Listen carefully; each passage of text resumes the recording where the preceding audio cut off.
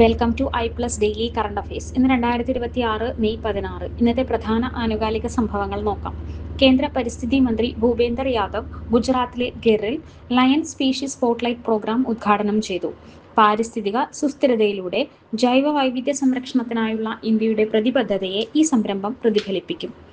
ഏറ്റവും പുതിയ Henley and partners passport സൂചിക 2026 ഇന്ത്യയുടെ പാസ്പോർട്ട് 78ാം സ്ഥാനത്തേക്ക് താഴ്ന്നു. മുൻപത്തെ 75ാം റാങ്കിൽ നിന്ന് ഇന്ത്യയുടെ റാങ്ക് 3 സ്ഥാനങ്ങൾ താഴേക്ക് പോയി. നിലവിലെ റാങ്കിംഗ് അനുസരിച്ച് ഇന്ത്യക്കാർക്ക് 56 വിസരഹിത ലക്ഷ്യസ്ഥാനങ്ങളിലേക്കോ ലളിതമായ പ്രക്രിയകളിലേക്കോ യാത്ര ചെയ്യാം. ആഗോള സൈബർ സുരക്ഷാ നേതൃത്വത്തിലെ പ്രധാന നാഴികക്കല്ല് അടയാളപ്പെടുത്തിക്കൊണ്ട് 2026-28 കോമൺ ക്രൈറ്റീരിയ ഡെവലപ്മെന്റ് ബോർഡിന്റെ അധ്യക്ഷ സ്ഥാനം ഇന്ത്യ ഏറ്റെടുത്തു. അന്താരാഷ്ട്ര IT സുരക്ഷാ മാനദണ്ഡങ്ങൾ, സുരക്ഷിത സാങ്കേതിക സർട്ടിഫിക്കേഷൻ, ലോകമെമ്പാടുമുള്ള ഡിജിറ്റൽ വിശ്വാസം എന്നിവയിൽ ഇന്ത്യയുടെ പങ്ക് ഈ നീക്കം ശക്തിപ്പെടുത്തുന്നു. ഡെയിലി കറണ്ട് അഫയേഴ്സ് ലഭിക്കാൻ ഈ ചാനൽ ഇപ്പോൾ തന്നെ സബ്സ്ക്രൈബ് ചെയ്യൂ.